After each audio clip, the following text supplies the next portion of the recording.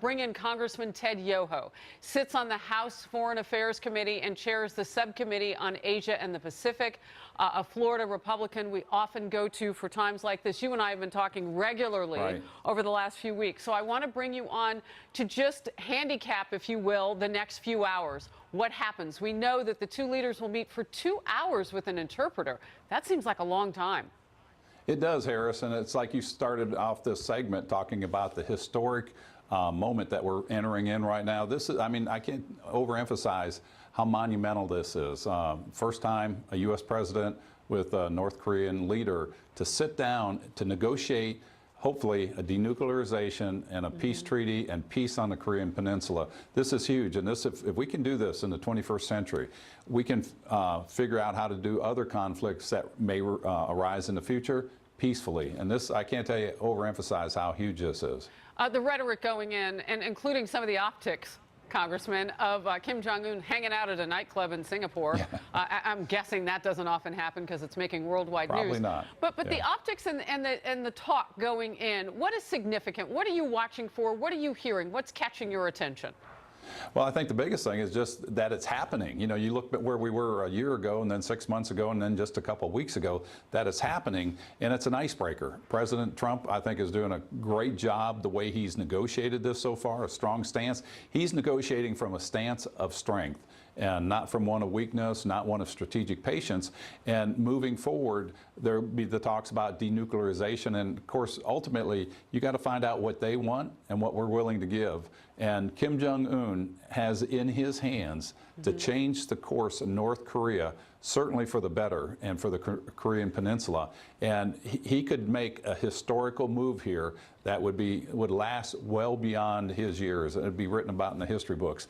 And I know he's got to be thinking about that. And so I hope that guides his decisions. Yeah, you know, last week I was just mentioning this to John Roberts. The president said, look, we can do a deal, and both sides, both South Korea, not sides, but countries who sit next to each other, obviously on that peninsula, South and North, can have economic prosperity. Or we can go the other way and slap 300 more sanctions on them. And then now, in just a little while, this is a one-shot deal. Now, the president had said he'd be willing to kind of look down the road that there might be more than one meeting. What does he mean, do you think, when he says one-shot deal?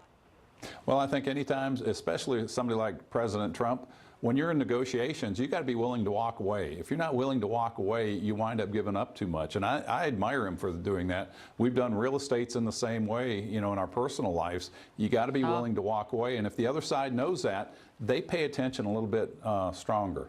Yeah, we know plenty of people who maybe overpaid for some of the things that they've negotiated for, like houses. Democrat Senator Markey says he wants Congress to have a say in any agreement. Let's watch that, and then I want to get your response. Sure.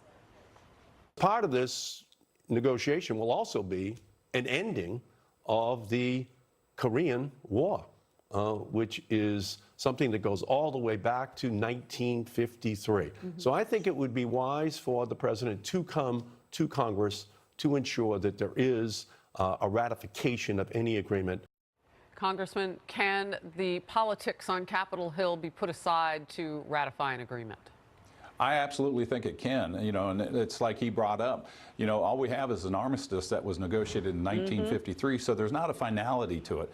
And I think he's right. It needs to come through Congress, unlike the JCPOA with Iran. It was an agreement that never went through Congress. The Senate will be able to weigh in on it being a treaty. The House can support it, but the Senate will vote on it. And this makes it longer lasting, and this will give more assurance to the Kim regime that, you know, this is something that's not going to change when the next administration comes in. And if it's negotiated properly, it'll be a win-win situation for Kim Jong-un, but for the United States also and the rest of the world. Real quickly, this is historic. Yeah. Before I let you go, real short answer. Does this over-legitimize, if you will, Kim Jong-un? Because that's been some of the criticism. You're going to legitimize a guy who's a dictator. No, I don't think it does. I don't think it over-legitimizes it, but it just brings them into the forefront that we're serious about this, and we look forward to moving in a favorable direction. All right. Congressman Yoho from the great state of Florida. Boy, we are perched to watch history now, aren't we? Thank you. We sure are.